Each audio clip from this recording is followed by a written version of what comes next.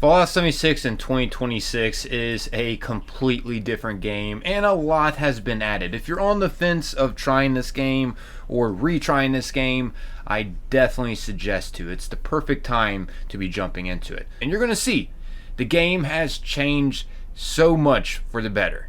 Unfortunately, though, I will say Nuclear Winter is gone. If you're around during that time period and got to experience that Battle Royale game mode, yeah, it's gone, and it's probably never going to return, unfortunately. I personally miss that game mode, but hey, it is what it is. Who knows? Bethesda may return it one day for like a limited time thing. You never know. That's just wishful thinking. But anyways, on a positive note though, like I mentioned, a lot has been added, and you should definitely consider giving this game a chance or another chance again. In this video, we're going to be discussing all about Fallout 76. Consider leaving a like to help push this out to more people so others can see how great this game is shaping up to be nowadays. Let's try to get this to surpass 1,000 likes. That'd be freaking awesome. As always though, that's totally up to you if you want to take the time to support this kind of content. So anyways, where do I even start with this? Most of you already know the game started without human NPCs around. It was an empty wasteland. I still had fun though, but it got even better once they added those human NPCs. It just changed the game drastically. But since then, there has been update after update fixing bugs, trying to get the game to run more smooth, and adding free content for us. Recently, we got the largest map expansion added in the game. You can officially cross over to Ohio, and this new region is massive. Literally the largest map expansion we have got. I mean, look how big the playroom is over here. Tons of new locations, tons of new to just explore around in this area. You can also dive into a new story over here, face new foes, participate in new public events, discover new weapons, and even get bounties to do from Cooper Howard himself from the Fallout TV show, The Ghoul. And yes, Walton Goggins, the same actor from the show, voices him. Not looking for friends. Talk business or get lost. How cool is that? Yeah, the new bounty system over here is definitely rewarding to do. But that's just the tip of the iceberg of some of the new that's been added. There's also fishing now in the game, if that's your thing. You just got to go and do this quest to get started with fishing. You can also even make your own legendaries now and learn to craft legendary effects, and also potentially get legendary effect mods to put on your weapons or armor or power armor. It's freaking awesome. You just got to scrap the legendaries that you get to potentially learn how to craft the legendary effects that are on those specific legendaries you're breaking down, or you'll get a mod that you can just place on your weapon. But you won't learn to craft that mod. You'll just have just one available or something like that to add to your weapon armor or power armor. Anyways, we can't forget about the Gleaming Depths raid. If you don't know about this, oh my goodness, it's so much fun. It's one of my favorite things to do in the game. I can't wait for Bethesda to add another raid for us to dive into. I'm still grinding this raid for some fun and helping out players, because that's like my end game. My end game is basically helping players out and taking them through the raid to experience it and get tons of good gear, like the specific Vulcan power armor that you can only get from the raid, or the 4-star legendaries. You also get lots of experience to complete your season to get the unique rewards from it, or it also just helps you level up in general too. You also get loads of ammo, aid items, junk scrap, etc. The list goes on. You get loads of great stuff from this. And also you get a Gleaming Depths weekly reward crate too, which contains 4 random 4-star legendaries in it as well. This you can get once per week. This raid is on the scale of Destiny's raids that we can experience, in my opinion. I know Destiny isn't the same as it used to be. It's actually going down the toilet. Why don't you get your stuff together? Come on. But dude, seriously, the Fallout 76 raid is an awesome in-game content challenge for players to take on. It has unique bosses and mechanics. Like one section of the raid, there's these deadly mole miners that will chase you within these tight corridors that will one-hit you no matter what. And keep in mind, once you die, you gotta wait until your team gets past that part, then you'll respawn, or if your whole team gets wiped, then you'll respawn to try to do the part again. But yeah, your goal during this part is to run through corridors and collect fuel canisters to power up a drill to get to the next section of the raid, while dodging the deadly mole miners that are also invincible too. So yeah, they're pretty intimidating, and not to mention additional enemies as well will be spawning too. These won't be invincible though, and they won't one-hit you. Either way, there's a lot going on at this one little section. It's seriously awesome. There are many interesting and well thought out sections going through the raid, and I'm sure there will be more different raids to come in the future. To do the only raid currently in Fallout 76, you just head over to this location right here on the map. It's called the Gleaming Depths. Definitely recommend trying to do this with a team though, especially if it's going to be your first time diving into this. It is possible by yourself, it's just extremely difficult to do by yourself. Anyways, besides the raid, some other new things are, well, now you can turn into a ghoul by doing this quest they added if you want, and you do have the choice to turn back once, I will say, for free. That is. They also added different kinds of pets that we can own and have at our base now. Anyways, also in 2026, Bethesda is adding Bigfoot in the game, and this is going to be another way where you can get your hands on 4-star legendaries besides just by doing the Gleaming Depths raid. And how you encounter Bigfoot, he will appear after public events randomly.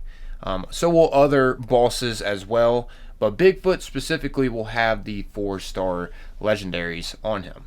Which, as some of you may know, the 4 stars are the highest legendary effects you can get in Fallout 76. So yeah, this is another alternative now to get your hands on some 4-star legendaries by taking out Bigfoot. And I will say, he is tanky. No walk in the park to just take out. Also, keep in mind, in case you don't know what public events are, they spawn around in the game every 20 minutes. They are the yellow icon with the exclamation point in the middle of them that appear on the map. You just fast travel over to them, which you can fast travel to them for free. And once again, they spawn every 20 minutes, and Bigfoot has a potential chance to randomly spawn at the end of these. Also, the Ohio map expansion wasn't the only map expansion that was added. There is another one that was added further in the past, and that was Skyline Valley, as you can see here. So yeah, if you don't know, they also expand the map down here as well a while back ago.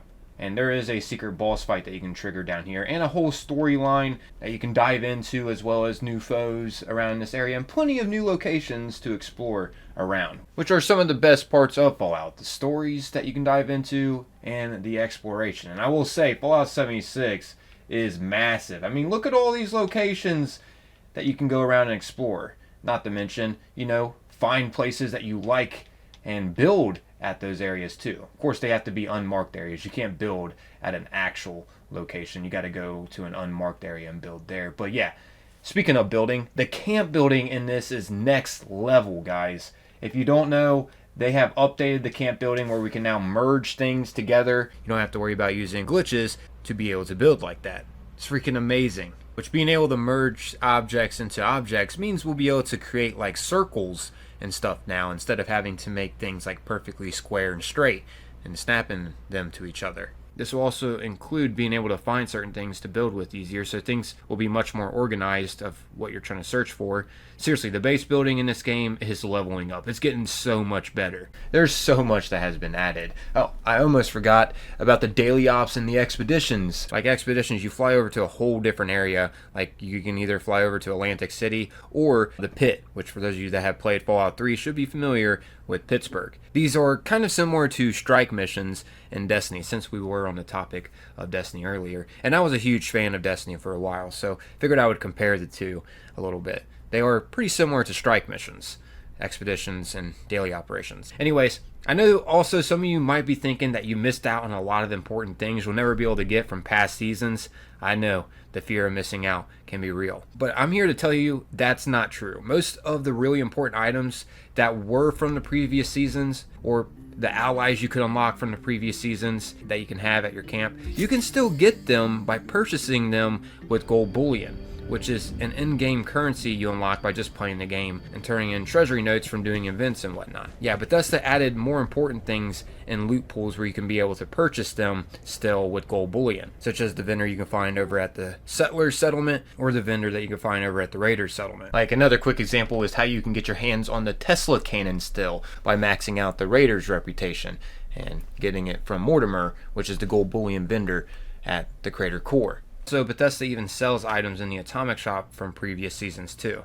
This unfortunately can cost real money, but don't get me wrong, you can still earn items from playing the game and getting through the seasons too, which is a huge bonus. On that topic, I know Bethesda has to make their money somehow to keep the game up and running, but I also know their pockets aren't hurting. They got some deep pockets. With the amount of players that have Fallout First alone, that's a continued subscription that we pay for each month for some bonuses. That's what Fallout First basically is. Fallout First isn't required to play Fallout 76, but it just comes with some perks to help your gameplay. But yeah, But anyways, that's not even to mention how much Microsoft spent to purchase Bethesda and ZeniMax for 7.5 billion freaking buckaroos. So I definitely know money isn't an issue.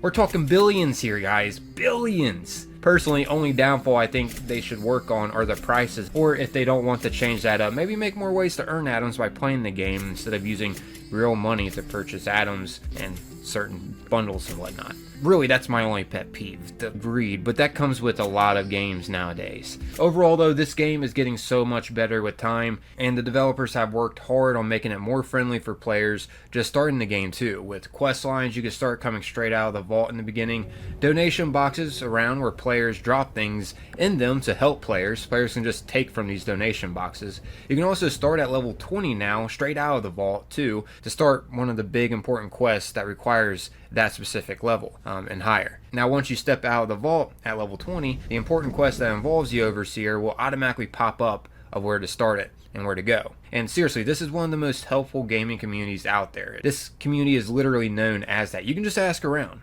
Sure, you might find a bad seed every now and then that might try disturbing you. I mean, but what game really doesn't come with a few bad seeds? But for the most part, players want to help other players in this game. There are many players out there that will give you plenty of stuff for free, especially seeing if you're a new player to Fallout 76. Myself being one of them, I've helped many different players. Also, for those of you thinking about jumping in for the first time, but worried players might come up and try to attack you because you're new, you don't have to worry about that at all either if you just toggle the passive mode setting on in the in-game settings. This will make it so players won't be able to hurt you or your base you're building. This is something I know some new players personally were worried about, and I just wanted to make that clear in this video.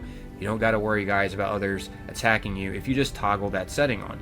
And even if you don't toggle that setting on, the only way other players can actually hurt you or your base is if you attack back. If you don't, nothing happens. They just end up wasting their ammo and time trying to trigger you. Now, I know I could go on and on talking about many more different changes and updates this game has had. I could literally drag this video on for hours talking about them, but I think that'd just make this video way too long, and I don't really feel like talking all that much. To put it short, just give the game a shot or another shot if you've tried it in the past, and you'll realize how much Fallout 76 has seriously improved. I mean, this game just keeps getting better and better, and I'm not just saying that, I'm being completely real and honest. I seriously think this game is just continuing to get better. I genuinely enjoy this game. It's actually my most played game. I've invested the most amount of hours into this game than I have any other game I've ever played. So yeah, that's saying something. Now I've invested a lot of hours into a lot of different games. As you see here for proof, I currently have 3,793 hours on my account on Xbox. This isn't even including my Steam account. That's a lot of time. Kind of embarrassed to share that information, but I'm just trying to make a point that obviously this game is entertaining. I wouldn't be spending that much time on it if it wasn't. But yeah, I guess that's wrapping up this video. Hopefully you all found this enjoyable. Consider sharing this video with some people you would like to get into Fallout 76. That support would be greatly appreciated. That's what I made this video for, to hopefully chain react more players get interested in the game. And also, as a reminder here at the end, consider leaving a like as well, and subscribe if you haven't. I'm out of here though, everyone. As always, most importantly, appreciate y'all taking the time, watching and listening. Until next time, peace.